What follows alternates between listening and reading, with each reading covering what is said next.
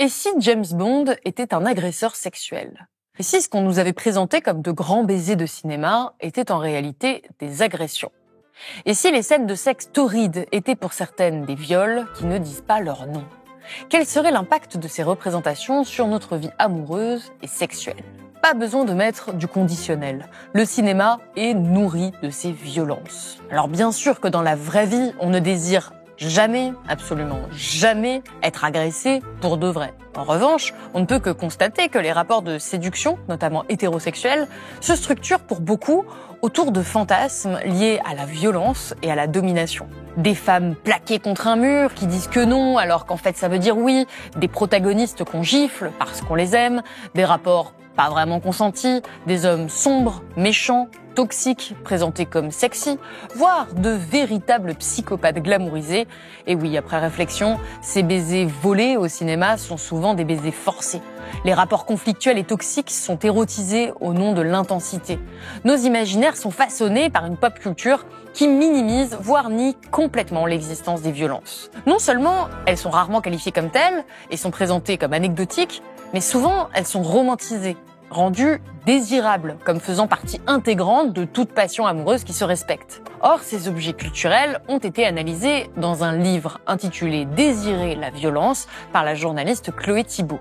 Elle décrypte la construction depuis des décennies au cinéma de la culture du viol et analyse ce que les films, la pub ou encore les séries nous apprennent à désirer. Alors j'arrête tout de suite ceux qui vont hurler à la cancel culture avant même que l'émission ait commencé. Il ne s'agit pas ici de censurer qui que ce soit, mais de prendre conscience des rapports de domination qui traversent la pop culture, les messages que ces produits culturels véhiculent et l'impact qu'ils ont sur nos désirs individuels. L'objectif, c'est pas de vous dire quoi regarder, mais de prendre conscience des biais politiques et de s'interroger sur la production des contenus audiovisuels pour mieux lutter contre la culture du viol et de manière plus générale, la culture de la violence et de la domination au sein des relations amoureuses. Bref, aujourd'hui, on va se demander pourquoi la violence est si banalisée dans les rapports de séduction par le biais de la pop culture dans cette nouvelle émission pour Blast.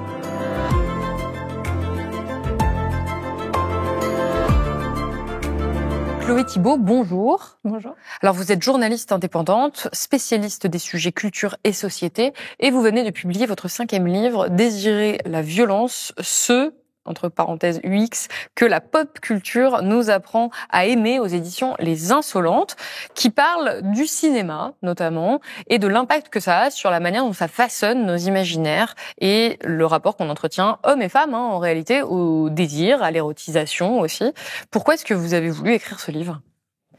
Parce qu'il mijotait vraiment à l'intérieur de moi. C'est un livre qui se présente sous un format essai et presque enquête, mais qui est très très intime, puisqu'il est parti de mon propre questionnement de femme trentenaire qui se demande bien pourquoi, pendant la plus grande partie de sa vie amoureuse, elle a fait les mauvais choix. C'est-à-dire que je me suis tournée très souvent vers des hommes qui étaient mauvais pour moi, voire violents envers moi. Et donc, évidemment, j'ai fait un long travail de thérapie qui n'est pas fini, qui ne finira peut-être jamais. Mais sachant que depuis toute petite, j'ai une passion absolue pour le cinéma et ce que j'appelle plus largement la pop culture, je me suis vite rendu compte que tous les films avec lesquels j'ai grandi avaient sans doute contribué au problème. Et c'est bien ce que j'essaye de creuser à travers mon livre. Alors, on précise, avant qu'il y ait des personnes qui s'agacent, à aucun moment vous ne dites que c'est que la faute du cinéma et que tout ceci serait binaire et très simple. Vous avez bien dit le mot contribuer, donc effectivement c'est compliqué d'évaluer la part de responsabilité de la pop culture dans la manière dont nos imaginaires sont construits, mais c'est certain que ça en a une. Et puis surtout, on va le voir, il y a des similitudes très fortes entre ce qu'on voit dans les films, mais parfois effectivement ce qu'on fait dans la vie.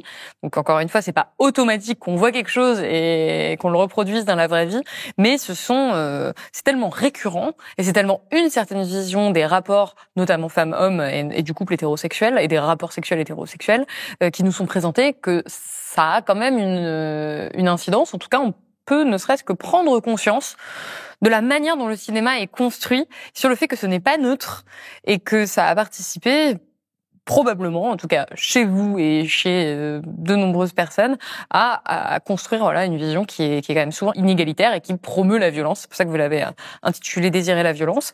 Alors, Moi, je voudrais qu'on commence par un chiffre, parce qu'il m'a vraiment marqué, il est au début du livre, qui est une étude australienne qui date de 2022, qui justement a essayé d'évaluer ça, ce dont on vient de parler, sur le lien qu'il y a entre ce qu'on voit au cinéma et comment on se comporte dans la vraie vie. Et c'est évidemment, par exemple, c'est pas parce qu'on voit des meurtres qu'on va se mettre à tuer des gens, donc parce qu'on sait que c'est mal et qu'on sait que ça peut avoir un phénomène cathartique. Mais là, ce qui est très intéressant dans cette étude, qui est quand même une étude de grande ampleur, encore une fois, qui est très récente, qui est de 2022, elle nous a montré que 3 hommes sur 5 en Australie ne savaient pas reconnaître une scène de sexe consentant ou non. Ce qui est quand même assez effrayant.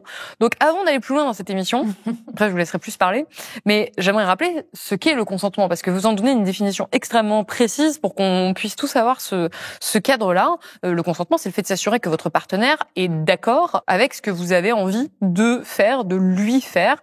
Donc, il est important de noter que le consentement doit être, et là c'est les points que vous donnez dans le livre, enthousiaste. C'est-à-dire que la personne doit exprimer son accord clairement, verbalement, il faut lui demander. Le consentement doit être libre et éclairé, c'est-à-dire que si la personne a bu ou fumé et qu'elle n'est pas en mesure de réfléchir normalement, vous la laissez tranquille. Le consentement ne doit pas être obtenu sous pression ou manipulation. Le consentement doit être spécifique, c'est-à-dire que chaque pratique sexuelle, vous le rappelez, doit être consentie. C'est pas parce qu'on vous a dit oui pour un baiser que ça veut dire oui pour tout le reste. C'est pas parce qu'on a dit oui à une pratique sexuelle que ça veut dire oui pour toutes les autres pratiques sexuelles. Et si je peux compléter, c'est pas parce qu'on vous a dit oui un jour qu'on vous a dit oui pour toujours. Absolument. Le consentement d'ailleurs doit être réversible. La personne qui vous a dit oui a toujours le droit de se rétracter pour toujours, dans plusieurs mois ou au sein même de l'acte sexuel. Et le consentement, enfin, doit être informé. C'est-à-dire que votre partenaire doit être au courant des risques liés au rapport sexuel que vous entreprenez. Par exemple, si il ou elle veut que vous utilisiez un préservatif, il ou elle ne consent pas à un rapport non protégé. Donc tout ça, ça permet de définir ce que sont les rapports non consentis. C'est le cadre qu'on va utiliser pendant cet entretien. Parce que, justement, tout le cinéma, ou une immense partie du cinéma avec lequel on a grandi, a érotisé ce non-consentement, a rendu désirable, sexy, le fait que on n'ait pas envie d'avoir telle ou telle pratique, ou tel baiser, ou tel rapport sexuel. Vous, comment est-ce que vous concevez ce rôle qu'a pu avoir le cinéma dans le fait d'ériger en objet suprême de désir ces actes de non-consentement ? Alors depuis, je vous écoute évidemment attentivement, depuis le début, il y a peut-être une expression qui n'a pas encore été utilisée, qui est celle de la culture du viol, qui en fait vient juste à côté de la notion de consentement et de non-consentement. Donc évidemment, dans ce livre, c'est de cela que je traite. Bon, moi je parle même de pop culture du viol, et en fait, ça on l'entend de plus en plus, heureusement, l'idée du continuum de la violence. Donc le fait que les plus grandes violences, si on veut, doit hiérarchiser, telles que le viol ou les féminicides, sont finalement autorisés par l'acceptation des plus petites violences, des violences qui arrivent avant.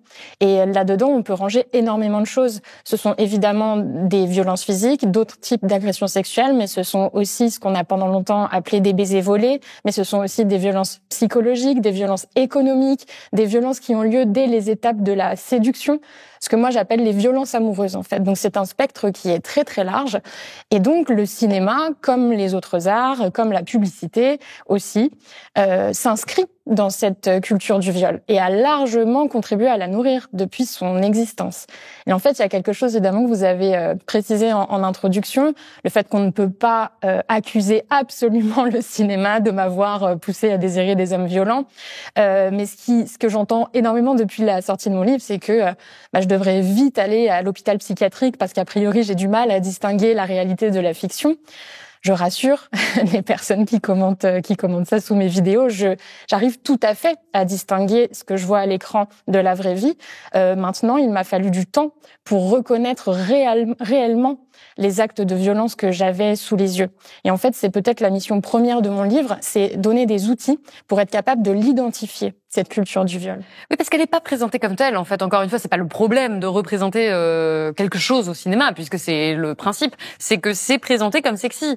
Et ce n'est jamais qualifié de violence, ce n'est pas vécu par les personnages comme une violence, alors que dans la vraie vie, il y aurait probablement des conséquences psychologiques ou des conséquences sur le couple. Et donc, c'est ça aussi qui crée cette incompréhension, qui crée ces lignes qui sont très floues, qui sont ces limites très brouillées. Vous avez parlé de baiser volé. Moi, je voudrais qu'on commence par ça, justement pour aller dans peut-être une entre guillemets gradation de la violence, parce que ce baiser volé, c'est vraiment le principe de d'un nombre infini de comédies romantiques auxquelles les femmes, notamment, desquelles les femmes sont abreuvées depuis toute petite. Vous prenez 2 exemples qui sont les plus récurrents dans ces baisers volés qu'on pourrait appeler baisers forcés, quand même. Voire agression sexuelle. Voire agression sexuelle. Il y a 2 grands types. Il y a le shut up kiss et le take that kiss. Alors le premier, ce sont les scènes, mais vraiment qu'on a vu un nombre incalculable de fois, où il y a les 2 protagonistes qui parlent et qui sont en train d'avoir soit une discussion un peu animée, et soudain il y en a un qui va embrasser l'autre sans prévenir. Évidemment, souvent c'est l'homme qui fait ça à la femme, et ça met complètement fin à la discussion. Et en fait, la femme en rêvait depuis le début. Et évidemment, c'est toujours à propos. Il y a pas de problème. C'est exactement ce qu'il fallait.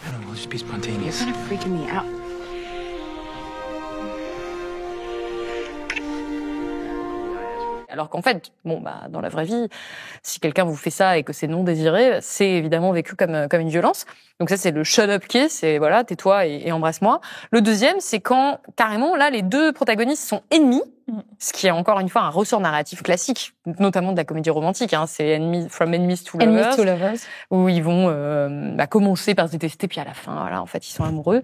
Et ils sont en train de se disputer, ou ils sont vraiment dans une situation de conflictualité très forte. Parfois en train de se battre, par exemple dans James Bond. Absolument.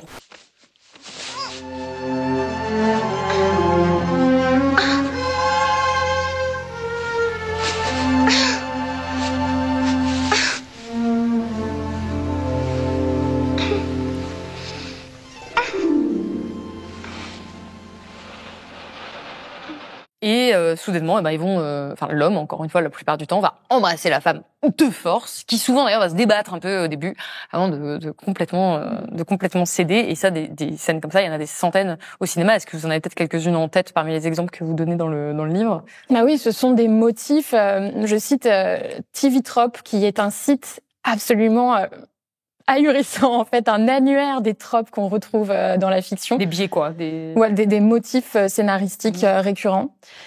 Et donc, des types de baisers, il y en a des centaines. J'ai relevé cela parce que ce sont ceux qui sont liés à de la violence et à des agressions sexuelles. En fait, là, celui qui m'est venu le plus spontanément, c'est James Bond, parce que c'est très lié à... c'est absolument lié en fait à ce héros masculin qui est la référence du héros de film d'action, qui est évidemment pris pour modèle par tout un tas d'hommes et de petits garçons, et qui est un personnage vraiment populaire, qui se transmet, et qui se transmet de génération en génération, quoi. Et donc, ce James Bond, en fait, on s'aperçoit, d'ailleurs, qui que ce soit derrière le personnage, quel que soit le casting du héros, on s'aperçoit qu'il y a une tonne, en fait, de scènes telles que celle-ci, puisqu'il a beaucoup d'ennemis, il a des ennemis femmes, des espionnes super sexy qui lui courent après, et donc dans la scène de Goldfinger. Et donc, c'est une scène où ils sont en train de s'affronter dans une grange, dans du foin, et ils se battent réellement, c'est-à-dire que quand on la revoit, il y a vraiment pas d'ambiguïté, ils sont ennemis. Et lui finit par se jeter sur elle, par la plaquer au sol, et il est vraiment très clair qu'elle lui dit non et qu'elle lui résiste. Elle le retient par le cou, elle se débat, elle fait non de la tête, quoi, et finalement il l'embrasse. Et c'est plus qu'un baiser forcé ici, parce qu'on peut vraiment considérer cette scène comme un début de viol. Sauf que, évidemment, il y a une musique romantique qui se lance, et on se dit que quand même c'est super excitant de finir par fricoter quand on est ennemi, quoi. Et ce sont des héros et des héroïnes qu'on admire et auxquels on s'identifie d'une certaine manière, ou en tout cas qu'on va projeter pour beaucoup d'entre nous comme des modèles. Et là, vous avez parlé de James Bond, on pourrait aussi parler d'Indiana Jones. Je pense qu'on a été très nombreux et très nombreuses à adorer Indiana Jones, qui en réalité, pareil, a un rapport au consentement plus que discutable. Là encore, il y a une scène célèbre de conflictualité. Excuse me, sir, I need a guide to Delhi. If you could show me the way. Dans Indiana Jones, c'est le temple maudit. Donc là, c'est un peu différent. C'est pas les tropes qu'on a cités, mais c'est quand même une imagerie assez choquante quand on la regarde avec du recul. C'était quand même un homme qui rattrape une femme avec un lasso, donc comme du bétail. Une femme qui, juste avant, lui a dit en long, en large et en travers qu'elle ne voulait plus le suivre, qu'elle en avait assez de lui. Et c'est une scène culte. Mais l'idée qu'on puisse rattraper une femme comme ça avec un lasso, ou en tout cas qu'on la contraigne à se rapprocher de nous et à l'embrasser, elle est très loin d'être saine. On peut aussi penser à cette scène avec Han Solo dans Star Wars, qui va embrasser la princesse Leia. Because I'm a scoundrel. There aren't enough scoundrels in your life. nice man. Nice man. Very nice. Alors, elle est à moitié consentante, mais elle est vraiment clairement contre un mur. Et elle dit, d'ailleurs, moi, je crois que je veux un homme bien, ou quelque chose comme ça. Oui, c'est assez ironique parce qu'elle lui dit qu'elle veut un homme gentil. Elle lui dit qu'il est un vaurien. Et il lui dit, non, mais il vous faut un vaurien. Enfin, en fait, il y a ce jeu sur l'homme qui se présente comme un homme gentil. Elle qui a conscience qu'il n'est pas tout à fait un homme gentil, mais quand même peut-être plus gentil que les autres. Enfin, ce sont vraiment, en fait, des zones grises qui, évidemment, quand je les pointe du doigt, me valent d'être catégorisée comme étant quelqu'un de trop radical, parce que oui, on peut se dire devant ces scènes qu'on a tellement vues et revues qu'elles ne sont pas si graves.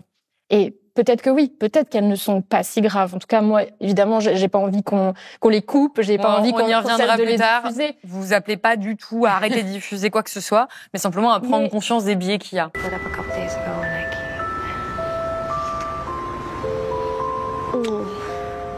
and I've had too much wine and my hearing, vision, judgment's impaired. En tout cas, ce qui est fou, c'est à chaque fois ces scènes de conflictualité qui créent l'intensité. Et c'est pour ça que ça rend ça si désirable. C'est parce qu'il y a, parce que la situation est compliquée, parce que le consentement n'est pas évident, que ça devient intense et donc que ça devient désirable et que ça devient presque cinématographique, quoi. Et qu'on se retrouve avec ces scènes-là. Ce qui est intéressant, c'est que ces femmes-là sont des objets de conquête. Ce qui est intéressant, en tout cas, ce qu'il a été pendant longtemps. Ce qui est intéressant pour le regard masculin tel qu'on a bien voulu l'entretenir. Mais c'est vrai que nous, ce regard masculin, il est qualifié, voilà, on utilise ce terme de regard masculin, mais nous, les femmes, on se projette dans les femmes. Et on se projette à désirer ce regard masculin-là, tel qu'il a été, encore une fois, érigé dans de nombreuses années aussi, pendant de nombreuses années au cinéma. Là, les 3 films qu'on vient de citer, c'est pas un sujet. Ça parle pas de consentement, ça, c'est absolument pas l'objet du film. Il y a des films que vous citez qui parlent de ça, hein. Mais alors de la manière, là encore une fois, dans de très grandes œuvres populaires, en banalisant complètement et en participant, je pense à la culture du viol, clairement on peut le dire aujourd'hui. Je pense à L'Auberge espagnole, moi qui est un de mes films préférés que j'adore et que j'ai regardé quand j'étais plus jeune, où il y a cette scène que vous citez où Xavier et Anne-Sophie vont s'embrasser pour la première fois, donc Romain Duris et Judith Godrèche. Vous vous rappelez, c'était ici notre première promenade. Tiens, oui. Non mais qu'est-ce que vous faites là? J'en peux plus, j'ai trop envie de toi. Non. Non, Xavier, à quoi ça rime? Mais ça rime à rien. Mais je suis mariée. Non, je suis mariée. Non. Et clairement, Judith Godrèche n'est pas d'accord. Elle n'arrête pas de dire non de A à Z. Et lui, il persiste et il la maintient. Enfin, il y a vraiment un acte un peu violent, quoi. Et alors, en plus, il va en parler après avec Cécile de France en disant mais c'était comme dans les films, elle a dit non, puis après elle a dit oui, je pensais pas que c'était possible et puis c'est présenté comme une victoire. Oui, parce que cette même Cécile de France / Isabelle, qui est la meilleure amie de Xavier dans le film, avant la scène de baiser forcé, l'a coachée. Elle, c'est un personnage de femme lesbienne, donc il est supposé avoir une expertise que lui n'a pas en tant qu'homme hétéro. Et donc, elle l'a invité à se montrer plus ferme, à se montrer un peu violent, sauvage et à insister pour justement être désirable et réussir à obtenir les faveurs d'Anne-Sophie. C'est pour ça que moi, ça me semblait important de traiter ce sujet-là de la pop culture et de se dire, bon, allez, on va prendre des objets culturels qu'on aime et on va essayer de au moins les comprendre et de comprendre ce qu'ils véhiculent pour réussir à mieux discerner ce qui relève de la culture du viol, du non-consentement et du consentement. Et alors, ça commence très très tôt. Et là, j'ai été surprise de revenir sur une œuvre que vous citez dans le livre, qui est Ratatouille. Non, mais on pourrait se dire Ratatouille, il y a pas de problème. C'est mignon, Ratatouille. C'est mignon, il y a aucun souci. Et en fait, je m'en rappelais pas parce que je l'ai vu il y a très longtemps, mais effectivement, il y a une scène qui est la scène du premier baiser, où c'est Ratatouille qui dirige un petit peu le protagoniste principal qui veut embrasser cette jeune femme, qui, de toute évidence, n'en a pas envie du tout. Et même, c'est même pire, parce qu'elle a peur et elle sort sa bombe au poivre. Donc encore une fois, ce sujet est totalement éclipsé. La manière dont la presse va traiter ça, enfin, c'est un non-sujet. Mais en fait, comme il y a une musique romantique, comme il y a Ratatouille, voilà, c'est un peu marrant, c'est un peu mignon, c'est présenté comme mignon à des enfants en très bas âge, mais en fait, on peut pas coincer une femme dans une ruelle sombre et l'embrasser de force alors qu'elle a sorti sa bombe à poivre. Enfin, techniquement, ça va pas. Mais par contre, c'est quand même représenté de cette manière au cinéma et c'est passé. Non, non.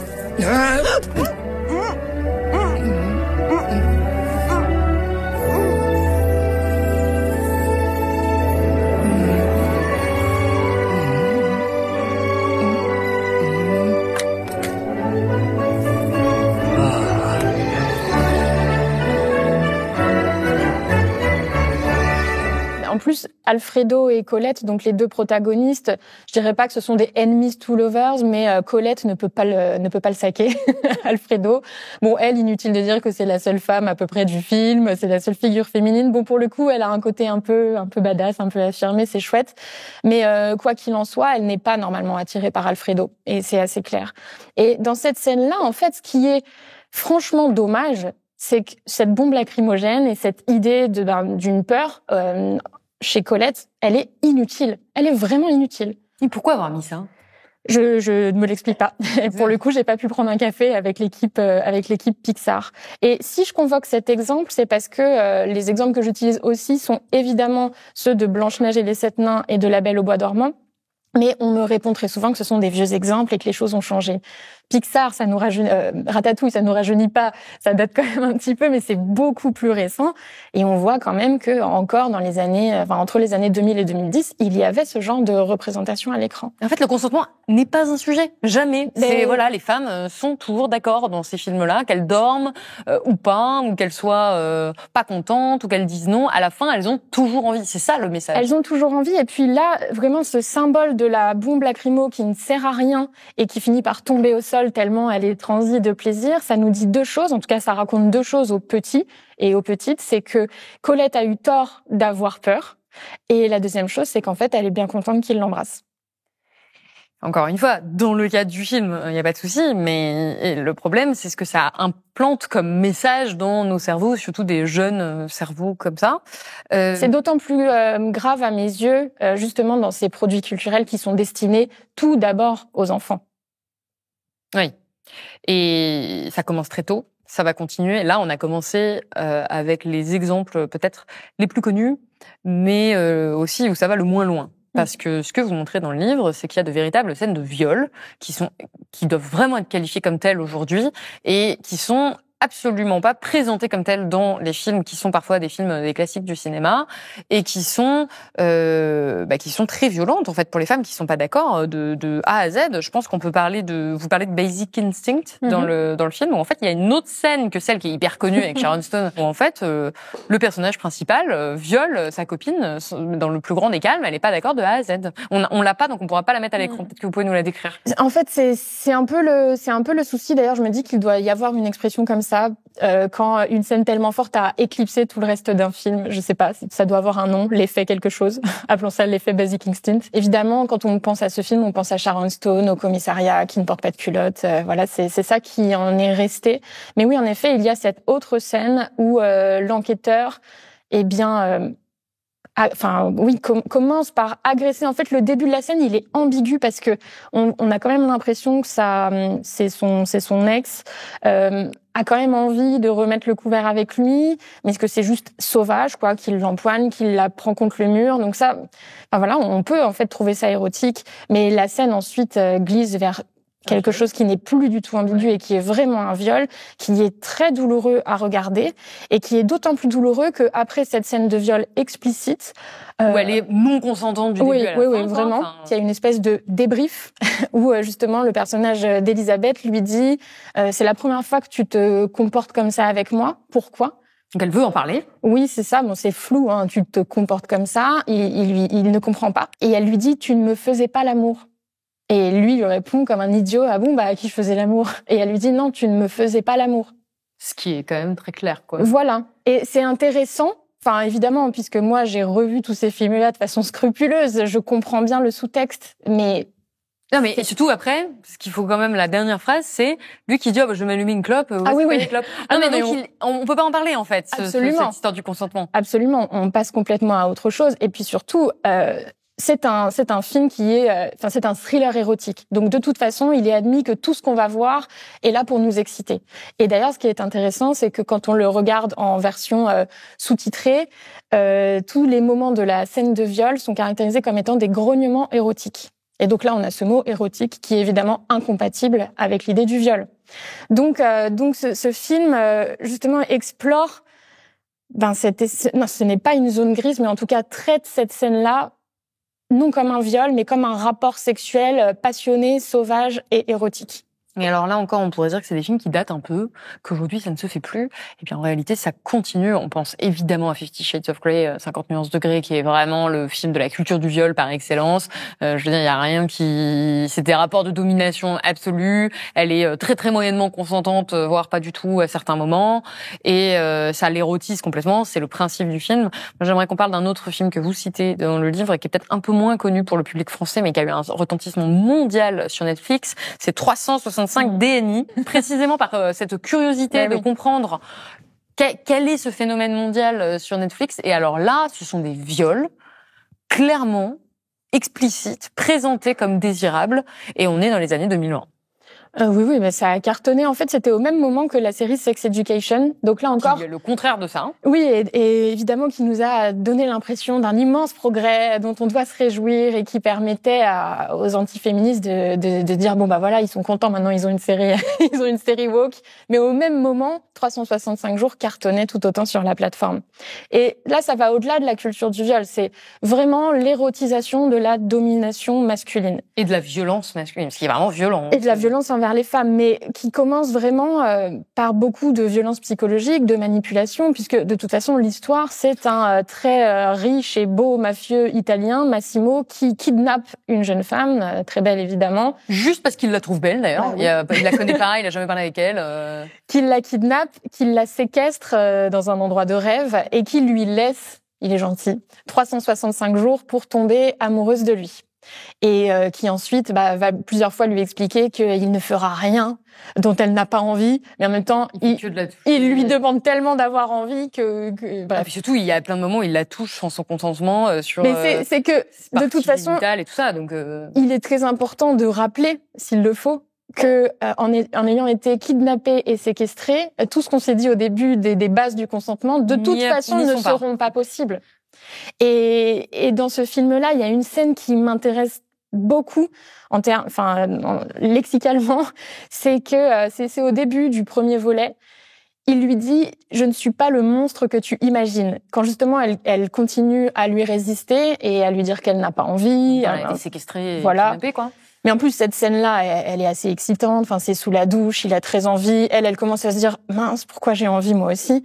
Et il lui dit « Non, mais je ne suis pas le monstre que tu imagines. » Et en fait, ça, pour moi, c'est très intéressant pour les spectateurs et spectatrices. C'est qu'en effet, Massimo n'est pas le monstre qu'on imagine.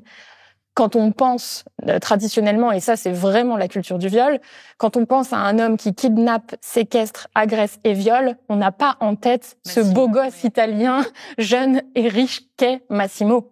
Exactement. Et c'est précisément peut-être le cœur de mon travail.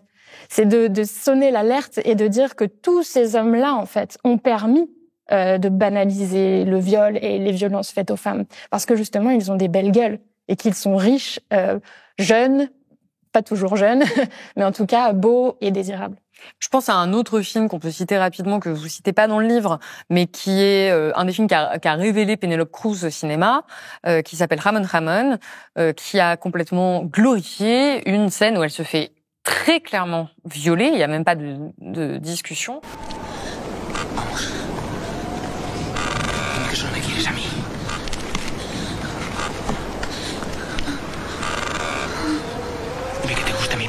Et qui est présentée comme une scène, voilà, qui est mise en scène de manière très belle, ou en tout cas qui se veut esthétique, avec voilà, au milieu du désert. Et encore une fois, ce n'est pas un sujet, ça continue. Les acteurs sont tous, tout le monde est beau, tout le monde est jeune, et donc on ne se dit pas que ça peut avoir des répercussions psychologiques sur Penelope Cruz, le fait qu'elle vienne de se faire violer. Et c'est avec tous ces films qu'on va voir très régulièrement, en fait, quand on additionne entre les Disney, entre les comédies romantiques, entre les films d'action grand public, type James Bond, Indiana Jones, les films d'aventure, et tout ça, tout ce qu'on voit tout au long de notre vie, ça fait quand même beaucoup de représentations, si ce n'est les seules représentations qu'on a des relations femmes-hommes, ou en tout cas celles avec lesquelles on se construit. En fait, ce qu'il y a, c'est que, évidemment, il y a des films qui sont explicitement violents. Il y a des thrillers, des films d'action et des films d'horreur dont on sait quand on va les voir que de toute façon on va en prendre plein les yeux, que ça va être sanglant, que ça va être violent. Mais là, tout ce qu'on se cite quasiment, ce sont d'autres styles de films.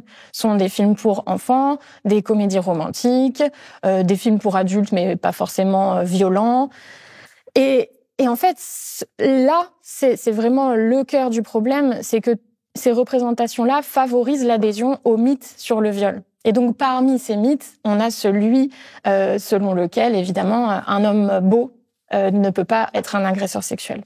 Et cette idée qu'un rapport sexuel très excitant et très désirable, c'est un rapport où on est un peu forcé, où on n'est pas totalement d'accord. Et là, vous donnez des chiffres dans votre livre sur le sujet, une enquête de 2019 de l'Ipsos qui montre que 17% des Français considèrent, donc Français et Françaises, c'est les deux genres confondus, considèrent que non peut vouloir dire oui. 18% des Français qui pensent qu'une femme peut prendre du plaisir à être réellement forcée. 32% des Français qui pensent qu'à l'origine d'un viol, il y a souvent un simple malentendu. Donc ça montre quand même qu'on n'y est pas et qu'encore une fois, on revient à l'étude du début, l'étude australienne, à 3 hommes sur 5, qui sont juste pas capables de discerner. C'est-à-dire qu'on est capable de dire un meurtre, c'est un meurtre. On est visiblement beaucoup moins capable de dire un viol, c'est un viol. Et on le discerne pas, quoi, au cinéma. Oui, c'est quelque chose ces derniers mois que de toute façon on a très bien vu et compris à travers le procès des viols de Gisèle Pelicot, puisque en entendant les défenses des avocats des accusés, enfin on a entendu des choses complètement ahurissantes d'hommes qui n'ont jamais l'impression d'avoir violé. Moi, je fais un lien direct entre ce que j'explique dans le livre et ce qui s'est passé là à l'occasion de ce procès.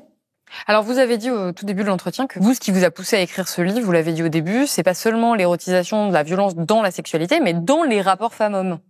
Et le fait qu'on a tendance à être attiré pour une partie d'entre nous par des hommes qui sont ce qu'on appelle les bad boys, quoi, qui sont les hommes un peu mystérieux, un peu violents, un peu manipulateurs, voire harceleurs. Parce que c'est aussi dans les œuvres cinématographiques et dans la pop culture de manière générale présenté comme désirables, comme des hommes qui vont mal, qui en réalité au fond sont des hommes bien, et ceux qui sont les héros, les hommes désirables, ce sont ces hommes un peu avec une part d'ombre assez importante. Et là encore, les œuvres auxquelles on peut penser ne sont pas celles qui me viennent pas de toute évidence. C'est par exemple Twilight. Twilight, pour ma génération, c'était vraiment le film que tout le monde regardait, quoi, les livres que tout le monde lisait, avec cette histoire de vampire a priori inoffensive. Et en fait, c'est ce que vous décrivez quand on y réfléchit, le personnage d'Edward Cullen, il est harceleur, stalker, il n'écoute pas les très émotions, très possessif, très violent, toujours en proie à des accès de violence pas possibles, et il représente un danger mortel pour elle du début à la fin. Oui, alors en fait, je peux pas m'empêcher d'avoir en tête tout ce que j'entends depuis la sortie de mon livre à propos de Twilight. Évidemment, les gens n'ont pas manqué de me rappeler que c'est un vampire et que les vampires n'existent pas. Je le sais. Très bien. Rassurez-vous. Ce qui est très symbolique en fait dans le cas de Twilight, c'est que en fait tout ce qu'on y voit, le schéma auquel il correspond, s'inscrit précisément dans le cadre de la violence conjugale. Donc en fait, que ce soit un vampire ou non, Edward Cullen, ça m'est égal, puisque moi je suis là pour étudier des représentations. Et la morale de cette histoire, qu'on retrouve dans Roméo et Juliette, bien que là, ils soient à égalité puisqu'ils se suicident tous les deux, mais c'est que le couple hétéro vaut le coup qu'on se donne la mort. Tout simplement. Qu'on se donne la mort et qu'on sacrifie absolument tout ce qu'on possède. C'est-à-dire que c'est aussi une relation où elle va devoir couper avec tous ses proches, avec tout ce qu'elle aime, avec sa scolarité, avec absolument tout, pour pouvoir se dédier à une chose qui est sa raison de vivre, qui est un homme qu'elle a croisé dans son lycée une fois en cours de chimie. C'est ça, avec qui elle a échangé un bref regard, et que c'est normal et que ça vaut le coup. Encore une fois, on n'est pas en train de dire que tout le monde a fait ça suite à ce film, mais en tout cas, moi, c'était un film que j'ai regardé plusieurs fois quand j'étais plus jeune, qui était le phénomène de mode dont on discutait avec les copines, on avait des posters dans la chambre, enfin ça avait une place quand même dans notre imaginaire qui était important. Je voudrais qu'on revienne sur un deuxième film que vous citez, qui est N'oublie jamais. Alors là, c'est pareil, ça va parler beaucoup aux femmes, je pense, parce que c'est vraiment des films qui sont regardés essentiellement par les jeunes femmes, qui est un film avec Ryan Gosling et Rachel McAdams, qui sont tous les deux absolument sublimes, et qui est, pareil, la comédie romantique. En plus, film romantique, parce que c'est... Film romantique. Ouais, c'est quand même un drame, sans spoiler les gens qui ne l'ont pas vu. C'est vrai que c'est un drame, mais ce qu'on retient, c'est quand même aussi ces scènes d'amour et... Oui, il y a des éléments de rom-com. Beaucoup, et beaucoup de joie, quoi, quand même, à plein de moments. C'est un peu le couple parfait, en tout cas, c'est comme ça que c'est présenté. Et en fait, vous rappelez la scène du manège, où au tout début, donc c'est Noah et Ali, et Noah veut séduire Ali, Ali n'est pas intéressée, ou en tout cas ne dit pas qu'elle est intéressée, et lui, il va menacer de se suicider pour qu'elle accepte de sortir avec lui, sinon il dit qu'il va se tuer. Ok, je vais le faire, je vais sortir avec toi. Oh, ne me fais pas de faveur, je t'en prie. Non, c'est ce que je veux vraiment. Tu veux? Oui, Tu veux? Dis-le. je veux sortir avec toi. Dis-le encore. Je veux sortir avec toi. Très bien, si tu insistes, je t'inviterai. Oui, bah là c'est pareil, c'est le motif du meet cute, donc la rencontre amoureuse dans les films. Et donc c'est à une fête foraine, ça pareil, c'est un cliché. Il la voit en train de faire des autotamponneuses, c'est au ralenti, c'est super romantique. Et dès qu'elle a fini de faire son tour d'autotamponneuse, il ne la lâche pas à travers la fête foraine en lui disant « Est-ce que tu veux sortir avec moi ? Je veux sortir avec toi. » Elle lui dit non, elle lui dit non. En plus, elle a déjà un rencard, donc son date est à côté d'elle. Et il finit par les poursuivre dans la grande roue. Donc il se tient à la nacelle. Et donc oui, il lui demande de dire qu'elle va vouloir sortir avec lui. Elle lui dit non. Il lâche une main. Il menace de lâcher la deuxième, donc de se suicider. Il poursuit son chantage. Elle finit par lui dire oui. Et tout est bien, qui continue bien, puisqu'ensuite on a un montage de différentes scènes où il tombe éperdument amoureux. Encore une fois, ça dans la vraie vie, c'est très dur à vivre. Si quelqu'un vous harcèle et vous menace de se suicider si vous ne sortez pas avec lui et que vous n'êtes réellement pas intéressé par cette personne, c'est absolument toxique. D'ailleurs, même si vous êtes intéressé par cette personne, si cette personne a ce comportement, n'y allez pas, quoi. Mais c'est ça, et c'est surtout que là, c'est l'un des exercices que je propose assez souvent pour comprendre, en fait, pour réussir à casser justement ce filtre il est trop beau Ryan Gosling, quoi, et à mesurer la violence de ces différentes scènes. C'est remplacer dans votre esprit Ryan Gosling par un homme que vous ne trouvez absolument pas beau, enfin, voire qui vous fait peur ou qui vous cringe. Imaginez votre voisin du dessus, quoi, je sais pas, qui vous fait peur. Si on vous fait ça, est-ce que vous trouvez que cette scène elle est trop romantique, ou est-ce que vous avez l'impression d'être en plein film d'horreur? Enfin, la réponse c'est la réponse B, hein. En fait, ces scènes-là, donc là, on cite celle-ci, mais il y en a d'autres. En fait, il y a tellement de motifs comme ça dans la fiction, ne serait-ce que ces hommes qui, chaque jour, vont envoyer des centaines de roses au bureau de l'héroïne, j'en sais rien, ou qui demandent à toute une station de métro de faire une choré quand elle sort du taf, alors qu'elle lui a dit « ne me contacte plus jamais ». Ces choses-là, si elles arrivaient dans vos vies, ça vous ferait flipper, en fait. Vous auriez envie d'aller déposer plainte au commissariat. Mais c'est présenté comme le summum du romantisme. Et encore une fois, là, on n'est même pas sur des questions de sexualité pure, hein, c'est vraiment ces rapports-là. Et alors, il y a tout je pense après, on reviendra sur des films peut-être plus, qui parlent plus aux hommes et aux femmes, mais là, sur un autre type de contenu qui parle beaucoup, je pense, aux jeunes femmes et qui a beaucoup parlé aux jeunes femmes, c'est Gossip Girl. Gossip Girl, la série avec Blake Lively, qui a eu encore une fois un succès absolument retentissant, qui était regardé par les adolescents du monde entier. Et qui passe encore actuellement. Qui est encore très regardé aussi sur Netflix, donc qui a vraiment une influence culturelle très importante. C'est ce qui a vraiment lancé aussi la carrière de Blake Lively aujourd'hui, qui est une actrice qui a beaucoup d'influence. Vous dédiez un chapitre entier au héros de cette série, qui s'appelle Chuck Bass, et vous dites qu'il y a un syndrome Chuck Bass. I'm Chuck Bass. Chuck Bass, c'est vraiment l'homme absolument détestable. Je veux dire, il est détestable. Cet homme est vraiment, il est manipulateur, menteur. Il va tenter à 2 reprises de violer des personnages principaux. Donc ça a vraiment, mais... Dès l'épisode 1 de la saison 1. Et pourtant, il est présenté comme attirant, comme sexy. Et si on regarde sur les réseaux sociaux, aujourd'hui, il y a plein de best-of des moments Chuck Bass.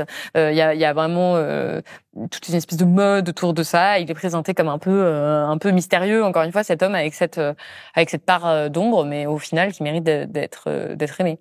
Oui, puis en plus, l'acteur a vraiment travaillé son personnage pour faire en sorte qu'il parle très lentement, qu'il ait une voix très grave. Il fait des trucs insupportables avec ses sourcils. L'acteur Ed Westwick, qui par ailleurs est accusé de violence sexuelle dans la vraie vie. Ce qu'il y a, pourquoi j'ai appelé ce syndrome le syndrome Chuck Bass, c'est parce que moi, vraiment, en tant que jeune femme, j'ai consommé à gogo Gossip Girl, mais j'explique tout le temps qu'on peut renommer ce syndrome avec le anti-héros de votre choix. Ça pourrait être le syndrome Darcy dans Orgueil et Préjugés, ça pourrait être le syndrome de la bête dans La Belle et la Bête. En fait, c'est simplement de nous avoir présenté un homme qui, sur le papier, a tout pour nous faire fuir. Oui, c'est des agresseurs ou des hommes extrêmement détestables, ou imbuvables. Voilà, dans le cas de Darcy, c'est différent, oui, par exemple, de Chuck Bass, mais des personnes vraiment que normalement on ne devrait pas désirer, mais qui, parce qu'ils nous repoussent, bien nous attirent terriblement. Et en fait, il y a cette première chose, mais qui est importante parce que elle est très liée à cette histoire de non égale non, oui égale oui, que j'aborde dans mon livre du point de vue des femmes. C'est-à-dire que nous, en tant que femmes, oui, aujourd'hui, évidemment, on explique que non, c'est non. Mais quand on pense à ces références-là, on se rend compte qu'on a été éduqués aussi, en tant que filles, à dire non quand on avait envie de dire oui et être attirés par les hommes qui nous disent non. Donc en fait, il y a quelque chose de très, très ambigu autour du oui, autour du non, mais qui est cultivé par un dicton comme « fuis-moi, je te suis, suis-moi, je te fuis ». C'est exactement ça. C'est-à-dire que Chuck Bass et ses compères sont des hommes qui nous disent non, qui ne veulent pas de nous, qui sont méchants avec nous, qui nous rejettent. Et pourtant, ça fonctionne comme un aimant, quoi, auprès des femmes. Non, mais je pense que ça fait partie, en tout cas, des raisons qui peuvent expliquer qu'il y a encore autant de personnes qui pensent que non, ça veut dire oui. Et je tiens quand même à le préciser, je l'ai déjà précisé dans l'introduction, mais c'est pas parce qu'on a des désirs et des imaginaires qui recoupent, la culture du viol et tout ça, qu'on a envie d'être violé dans la vraie vie et qu'on a envie d'être agressé dans la vraie vie. Non, mais c'est important de le rappeler encore et encore. Là, on discute des imaginaires amoureux, érotiques, pour essayer d'en saisir les subtilités. À aucun moment vous dites que c'est acceptable une demi-seconde de passer par-dessus un non ou une attitude qui répond pas en fait aux critères de consentement que vous définissez au début. Bien sûr, là évidemment cette précision elle est essentielle et elle concerne les agressions sexuelles et les viols, mais moi je parle vraiment ne serait-ce que de l'étape de la séduction, dans le sens où on nous apprend petite et ensuite ado à dire non quand on a envie de dire oui, par exemple en se faisant désirer. Ce qui, en fait, sont des expressions qu'on entend beaucoup. Se faire désirer, le faire galérer. Est-ce qu'il t'a écrit? Oui, alors ne lui réponds pas.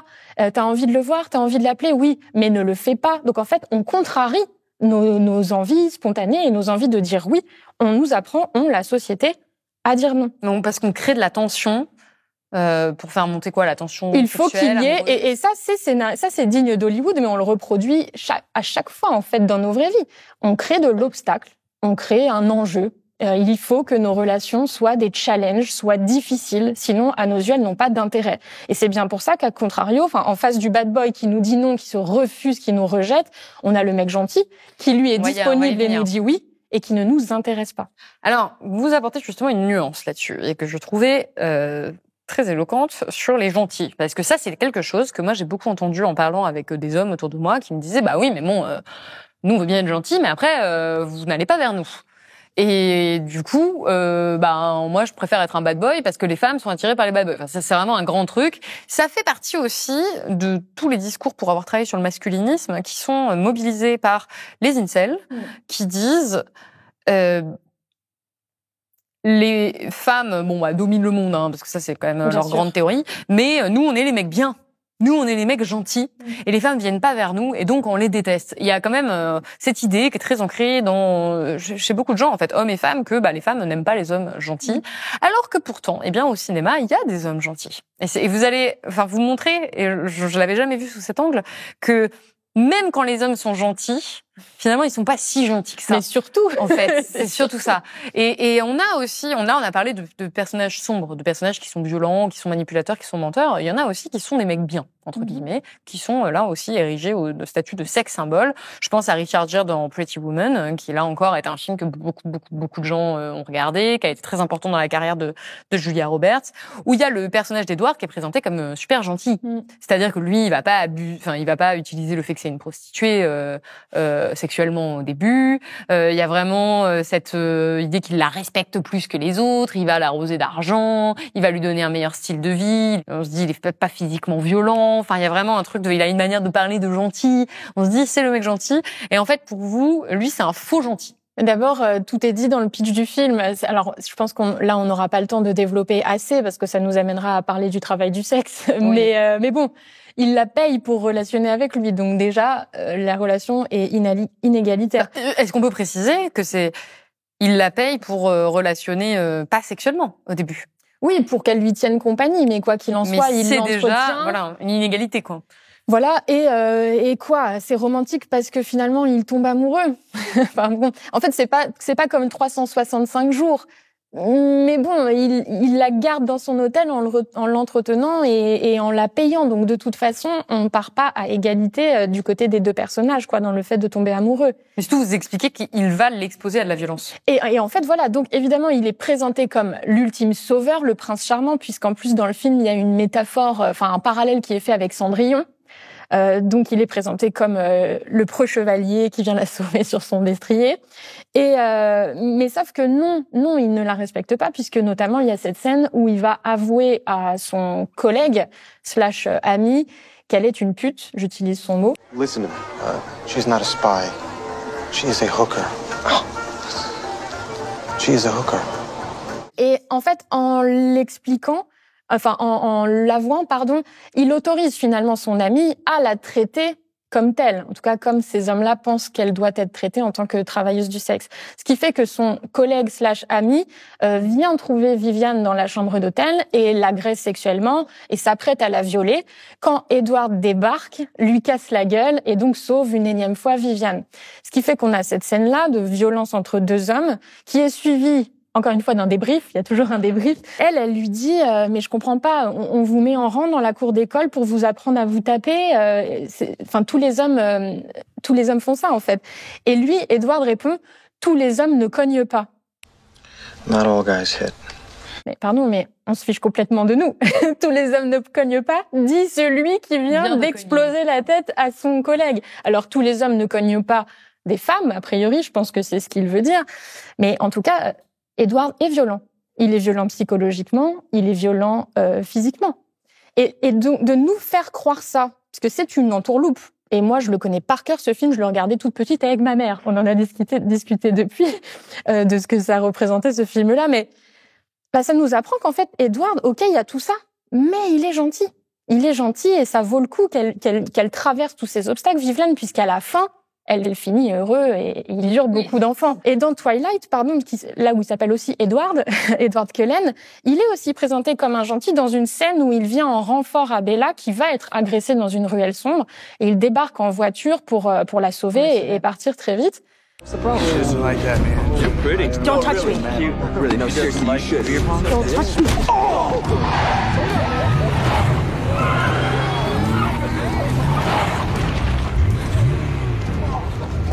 Get in the car. That was a very dangerous maneuver.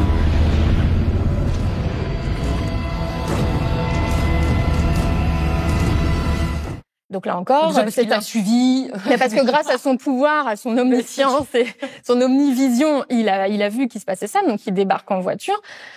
Donc déjà rien que ça, il la stalk, c'est pas ok, c'est de l'emprise et voilà. Et ensuite en voiture, il est hyper dangereux, il conduit très très vite.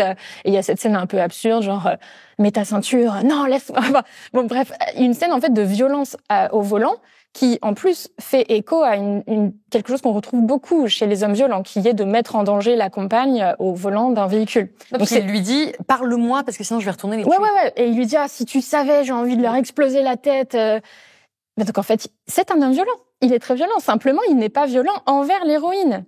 Mais la violence masculine est quand même là. Mais elle est autorisée. Ça fait peur. Et surtout, ça fait peur d'être au contact de quelqu'un qui est violent. D'ailleurs, elle est pas contente. Elle est là, elle lui dit mais elle est pas se calme, elle est pas rassurée, elle a pas l'air bien. Mais c'est qu'en fait, elle a eu très peur dans cette ruelle. Elle a manqué être agressée par des hommes. Donc normalement, une réaction saine, ce serait de s'écarter du danger, de se garer et d'en discuter. Ça va? Comment tu l'as vécu? Est-ce que tu as besoin de quelque chose?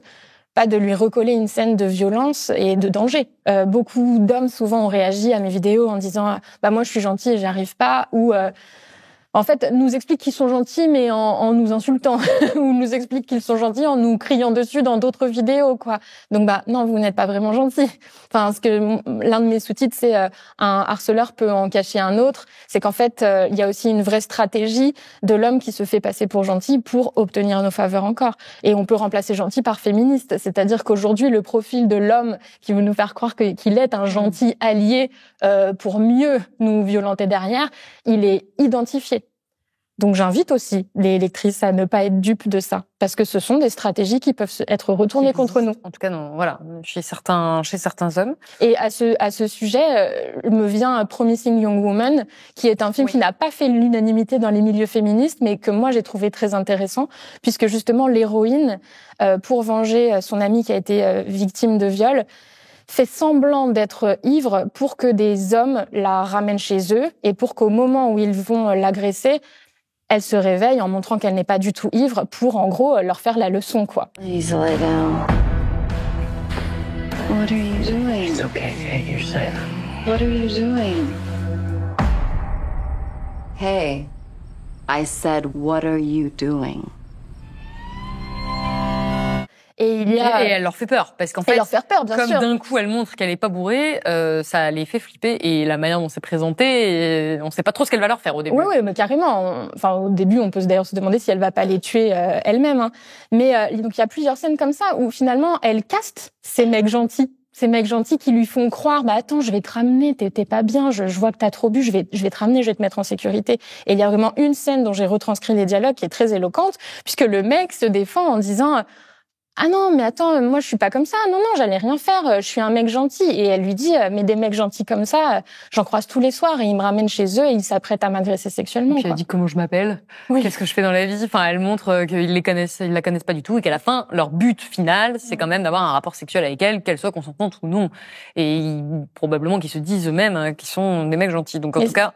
Bon, c'est un motif dans la fiction aussi où très souvent, une femme qui vient de souffrir de quelque chose, même ne serait-ce que d'une rupture, on lui met immédiatement le grappin dessus, pour mieux l'obtenir à notre tour, quoi. Ça, c'est très très récurrent. J'aimerais revenir sur un autre aspect du cinéma qui, là encore, participe à nous amener à désirer la violence des hommes. C'est l'érotisation des psychopathes. Alors ça, vraiment, c'est vrai que je l'avais pas forcément vu venir.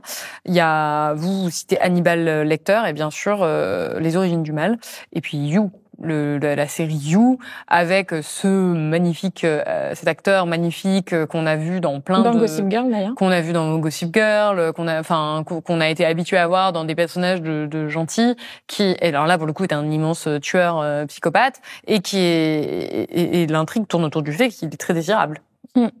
Dans cette version dans le volet d'Hannibal, il était joué par Gaspard Ulliel, le personnage.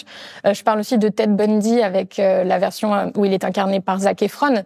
Et donc, Zac Efron, idole des adolescentes, de High School Musical, super gentil, voilà, pas du tout psychopathe. Oui, dans l'imaginaire. Et en fait, on a ça très très souvent, des beaux monstres à l'écran. C'est-à-dire que ces hommes-là sont castés pour créer cet effet en fait d'un type absolument avec l'âme très très sombre mais une gueule d'ange, quoi. Et là justement j'essaie de mener l'enquête sur sur le pourquoi du comment, et il y a certaines pistes notamment explorées par Aurore Mallet-Carras qui est docteur en neurosciences et qui me dit que par exemple, aux États-Unis, il y avait une étude qui avait été menée sur beaucoup de serial killers dont on s'était aperçu que nombre d'entre eux avaient la mâchoire bien dessinée, qu'ils étaient bruns, qu'ils étaient plutôt catégorisés comme étant séduisants et beaux, parce que Ted Bundy c'était d'ailleurs un bel homme. Et en fait, la science, les neurosciences ont aussi montré que les hommes vraiment dangereux dans la vraie vie pouvaient être considérés comme plus séduisants que les autres. Donc ça ne sort pas de nulle part, mais moi maintenant, la question que je pose, c'est pourquoi entretenir encore et toujours cet imaginaire-là ? Pourquoi ne pas rediaboliser en fait les figures d'hommes violents ? Et c'est là d'ailleurs où... là, c'est violent, quoi. Oui, c'est pas homme violent, c'est tueur. Enfin, c'est serial killer, serial violeur, serial stalker. Mais c'est assez lié à la figure du vampire, par exemple. On voit comment il y a eu un glissement de sens en fait à travers le temps, puisque en littérature à l'origine le vampire fait peur. Et là c'est intéressant parce que on a des décennies d'érotisation du vampire avec des personnages comme Edward Cullen qui est joué par Robert Pattinson avec les Vampire Diaries, la série. Et là vient de sortir Nosferatu, une nouvelle version au cinéma avec Lily Rose Depp, et justement où le vampire n'est pas du tout sexy.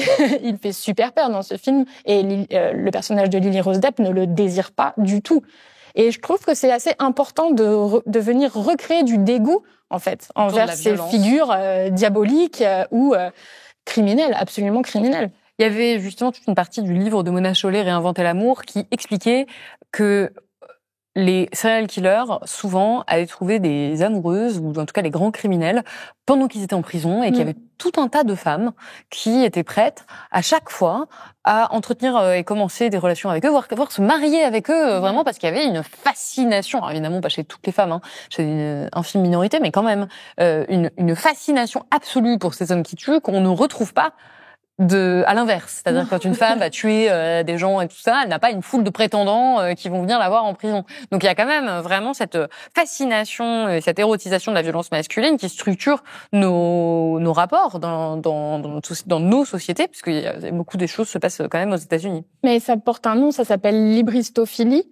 Moi, ça fait simplement l'objet d'une note de bas de page, mais il existe quelques ouvrages sur le sujet qui sont absolument passionnants. En fait, c'est très lié, alors on revient un peu en arrière, mais au syndrome Chuck Bass, dans mon livre, qui est suivi par un chapitre sur le syndrome de la sauveuse, donc qui est un syndrome absolument féminin, majoritairement féminin, qui fait que nous, en tant que femmes, sommes éduquées à prendre soin des autres, à guérir, à réparer les gens autour de nous, et a fortiori les hommes.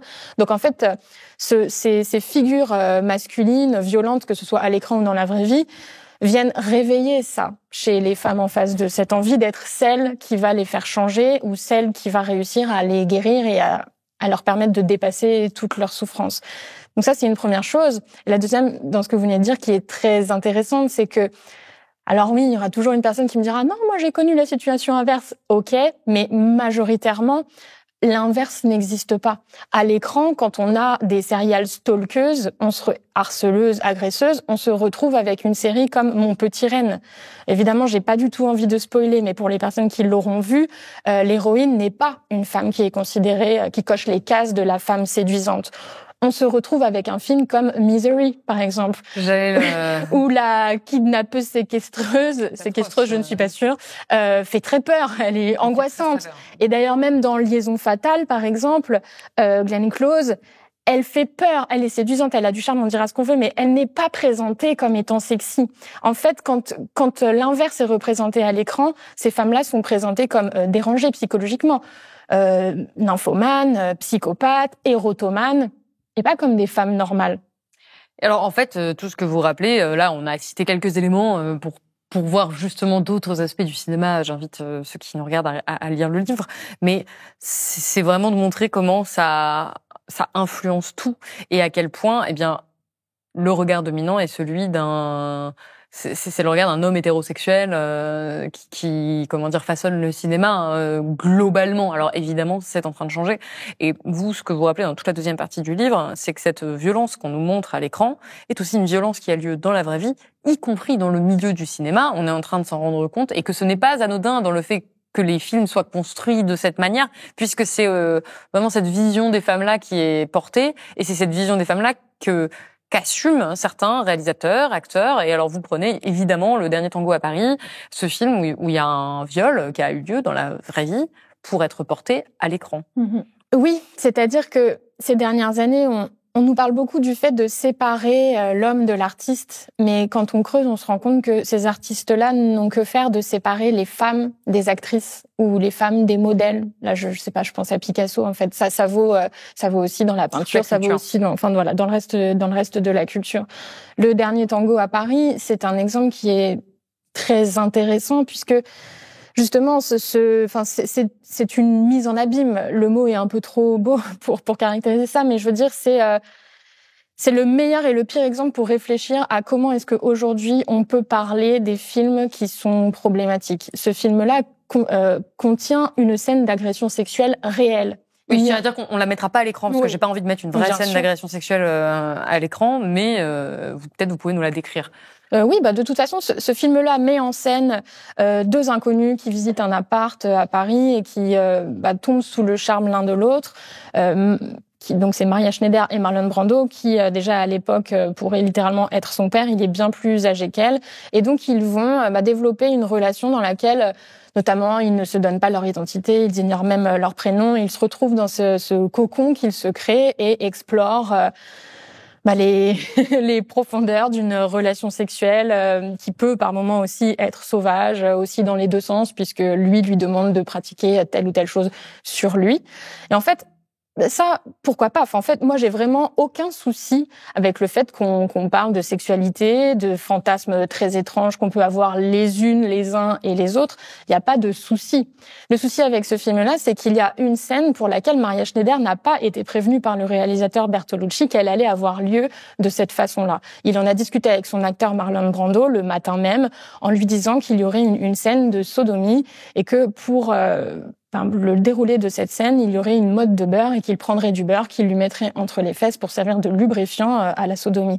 Bon, déjà, voilà, le symbole en lui-même, il est assez violent, il est assez sauvage. Encore une fois, pourquoi pas, dans le sens où moi j'autorise les créateurs et créatrices à raconter des histoires à l'écran. Oui, oui. Là, le souci, c'est que Maria Schneider n'a pas été prévenue. Pourquoi? Parce que Bertolucci l'a expliqué lui-même, il voulait voir la rage et l'humiliation réelle de Maria Schneider à la caméra. Il ne voulait pas voir une actrice jouer la rage et l'humiliation. Donc c'est une méthode consciente de sa part, de l'avoir placée dans cette scène-là, qui la vulnérabilise infiniment.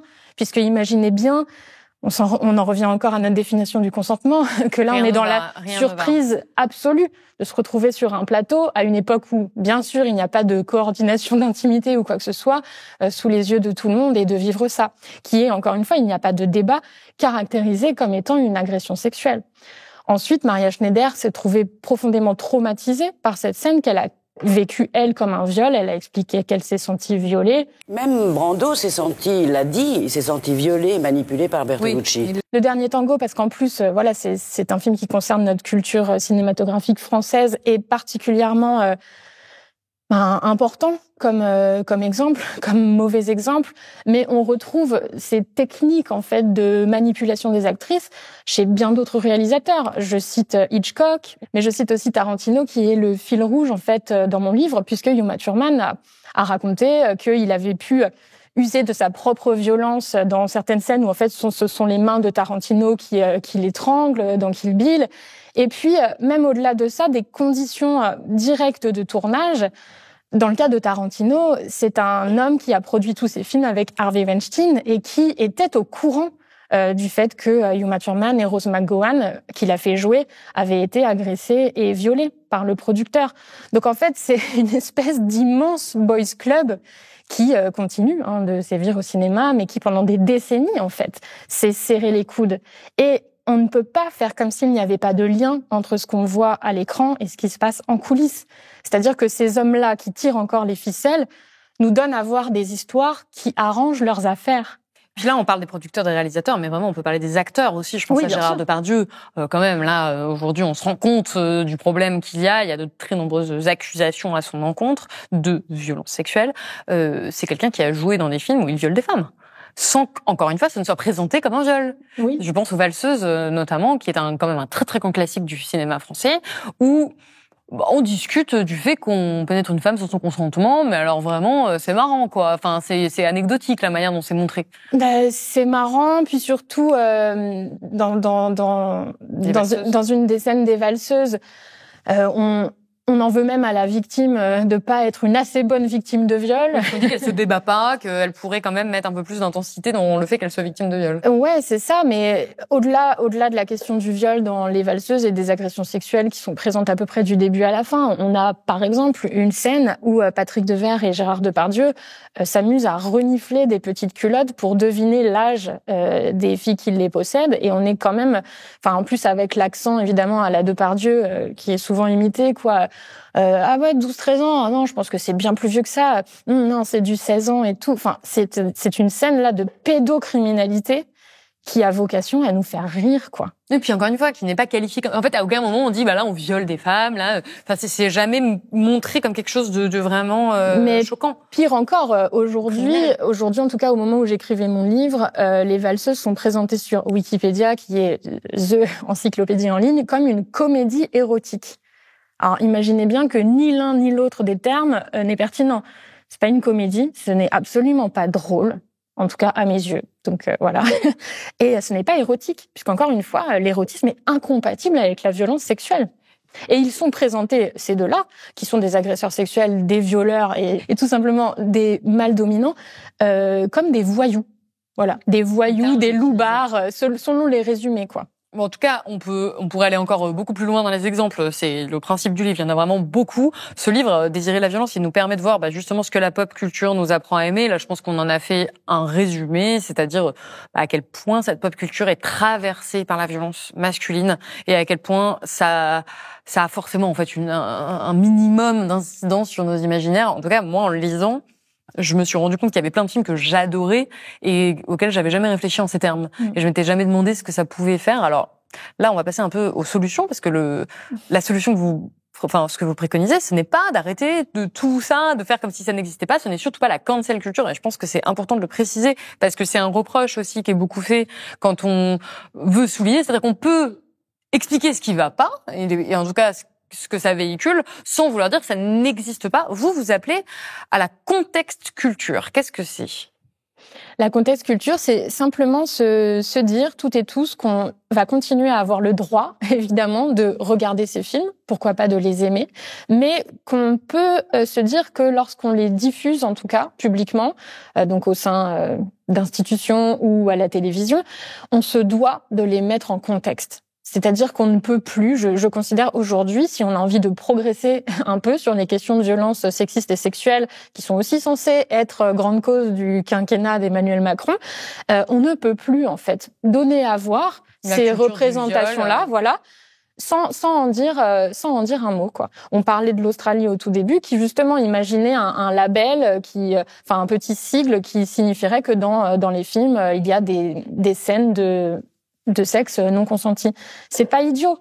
Sur la plateforme Disney+, aussi, on sait aujourd'hui que les films Disney, les dessins animés, sont précédés pour certains d'un carton qui explique qu'il y a dedans des biais racistes, par exemple pour les Aristochats.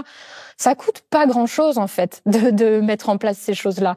Ça coûte pas grand-chose de aussi revoir les résumés, de revoir les catégories, d'arrêter de nous parler de films érotiques ou de comédies érotiques quand il s'agit de viol. En fait, faire un travail de médiation culturelle et de contextualisation des œuvres.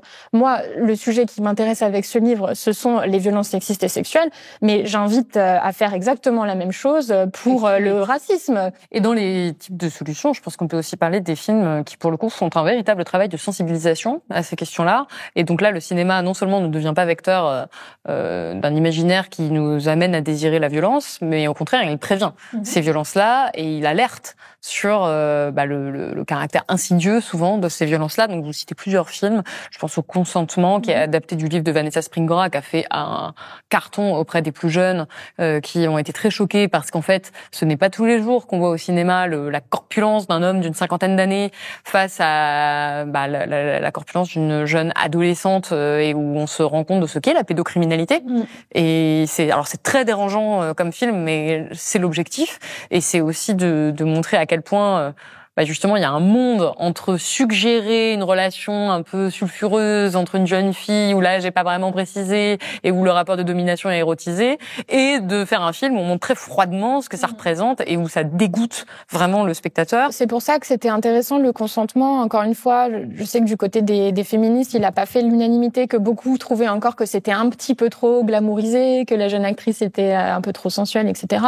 Mais c'est quand même devenu une trend sur TikTok, c'est-à-dire que des jeunes se filmaient avant et après la séance, nous montraient face caméra leur tête. Ah, trop bien, je suis avec mes potes, je vais voir le consentement. Et à la sortie, je suis en train de pleurer, je suis choquée, je sais pas si je m'en remettrai. Et moi, j'étais heureuse de voir ça. Parce que je me suis dit, purée, ouais, au moins ça a un effet direct sur leur imaginaire, ça les a dégoûtés. Honnêtement, je comprends complètement la critique qui a pu être faite par certaines féministes et effectivement, je pense qu'il faut garder quand même un esprit critique, mais à titre personnel, en allant voir ce film, j'en suis ressortie avec la nausée, où on n'est pas bien. On se dit pas que c'est sexy. En tout cas, je pense beaucoup de gens, on se dit pas du tout que c'est sexy comme relation. Au contraire, ça met un choc la prochaine fois qu'on nous parlera d'une relation entre une personne de 13-14 ans avec un homme d'âge mûr. On aura peut-être ça comme représentation et ça nous dégoûtera et nous choquera plus. Vous parlez d'un autre film, parce que là, on n'en a même pas parlé, mais vous en parlez de la représentation des féminicides aussi au cinéma, là encore, pas du tout traité comme tel pendant très longtemps, et vous parlez de La Nuit du 12, qui a reçu beaucoup de reconnaissance critique et qui montre ce qu'est la violence masculine et qui montre les ressorts politiques de cette violence à l'égard des femmes, puisqu'encore une fois, l'inverse n'existe pas. Il n'y a pas d'inverse des féminicides, de tuer des hommes parce que ce sont des hommes. Oui, il y avait ce film qui a été récompensé à sa juste mesure, et puis il y avait aussi la série télé Sambre, qui pour moi est un merveilleux exemple de ce qu'on doit faire aujourd'hui, et qui a vraiment réussi sa mission puisque la série a cartonné. Et je m'interroge dans le livre pour savoir si la télévision justement n'en fait pas plus et ne fait pas mieux que le cinéma. Je pense que ma réponse est oui, et que c'est une bonne chose parce que on voit de plus en plus de soirées spéciales. Alors, je pense à TF1 et M6 par exemple, mais qui vont diffuser un téléfilm sur la question des violences, sur les féminicides, sur le viol, suivi d'une émission de débat où on en reparle, où on invite des victimes, où on donne la parole à des psychologues, à des juges, à des avocats, des policiers. Et ça, c'est hyper important, et on peut s'en réjouir parce que la télévision est de fait plus accessible que le cinéma, puisque tout le monde ne peut pas se payer aujourd'hui des places de cinéma. Mais en tout cas, tout de même, aujourd'hui, on avance. Les représentations, ces représentations-là existent. Maintenant, je pense que le devoir principal qu'on a, c'est de se réinterroger sur tout ce qui nous précède et tout ce qui existe déjà. Oui, pour pouvoir se rendre compte de l'impact que ça a eu.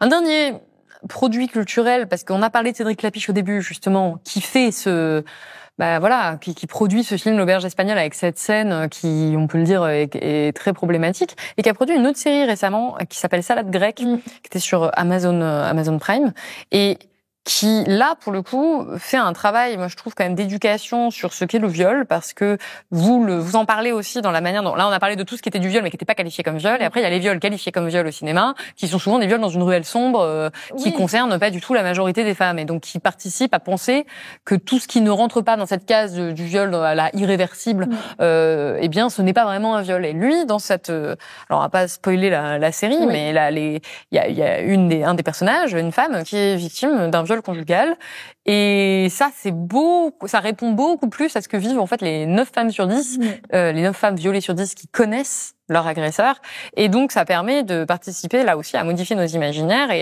il y a un travail de sensibilisation qui peut être fait et qui participe aux solutions. Bien sûr, je ne suis pas l'avocate de Cédric Klapisch, le fait est que je l'ai rencontré pour ce livre, donc j'ai pu en discuter directement avec lui.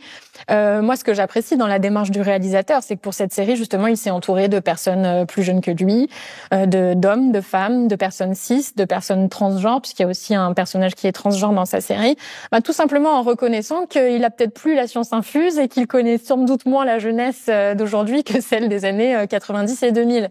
En fait, si plus de réalisateurs avaient cette démarche de se dire je peux pas tout sortir de mon chapeau et j'ai besoin de me documenter pour écrire des histoires réalistes, on avancerait un petit peu plus. Et en effet, il y a des films qui ont été présentés comme des films sur le viol. Vous l'avez cité, notamment Irréversible de Gaspard Noé. Le souci de tous ces films, c'est qu'ils ont le même objectif que ce que je signalais plus tôt, c'est-à-dire de nous faire croire que le viol, c'est ça. Dans l'Irréversible... Est-ce qu'ils ont pour objectif oui, parce qu'ils se présentent comme étant des films sur le viol. Gaspard Noé, quand on voit beaucoup de ses interviews...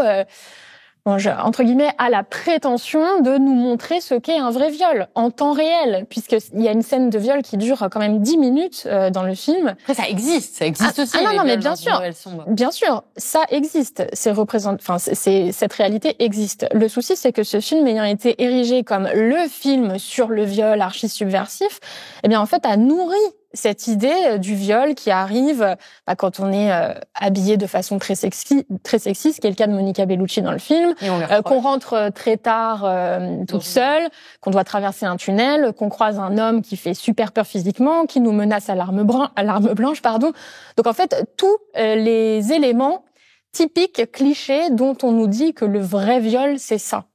Le souci, c'est que si ces viols-là existent, comme vous l'avez dit, 9 femmes sur 10 dans la réalité connaissent le visage de leur agresseur. Les viols qui ont lieu sous la contrainte d'une arme représentent environ 10%. Donc ce n'est pas du tout la majorité des viols. Et on a besoin aujourd'hui que d'autres réalités du viol majoritaire nous soient montrées à l'écran. Mais c'est le cas et ça arrive. Et puis notamment, je parlais de Mon Petit Reine sur des viols justement... dont les victimes peuvent aussi être des hommes. Mais il y a aussi une série comme I May Destroy You, qui est fantastique, qui en parle. Là, très récemment, Les femmes au balcon de Noémie Merlan. On a de nouvelles représentations, et heureusement. En tout cas, vous, ce que vous préconisez dans ce livre, encore une fois, c'est d'essayer de prendre conscience des ressorts politiques de la pop culture, de la manière dont ça peut influencer nos imaginaires. C'est un sujet qui est très très vaste. Il y a déjà de très nombreux exemples. N'hésitez pas en commentaire à nous donner, vous, vos exemples, à quoi vous pouvez penser, comment vous recevez les analyses qui sont produites ici sur ce plateau. Si vous voulez aller plus loin, il y a donc ce livre, votre livre, Chloé Thibault, Désirer la violence, qui est préfacé par Lio. Ce que la pop culture nous apprend à aimer. C'est la fin de cette émission. Merci beaucoup d'avoir été avec nous sur le plateau de Blast. Merci Salomé. J'espère que cette analyse vous aura intéressé. Si c'est le cas, vous pouvez la liker, la commenter ou la partager. Je vous rappelle que nous sommes un média indépendant et que nous vivons grâce à vous, notre audience. Donc n'hésitez pas à faire un don ou à vous abonner sur blast-info.fr et moi je vous dis à très bientôt.